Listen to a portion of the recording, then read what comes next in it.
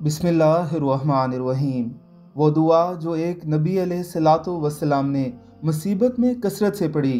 अगर सख्त मुसीबत और मुश्किल का शिकार हैं तो ये सुन्नत वजीफ़ा करके देखें। साद रज़ी अल्लाह ताला अन्हो कहते हैं कि रसूलुल्लाह सल्लल्लाहु अलैहि वसल्लम ने फरमाया, यूनुस अलैहिस्सलातु वस्सलाम मछली के पेट में ये दुआ पढ़ते थे, और ये ऐसी दुआ है कि जब भी कोई मुसलमान शख्स इसे पढ़कर दुआ करेगा, अल्लाह ताला उसकी दुआ कबूल फरमाएगा।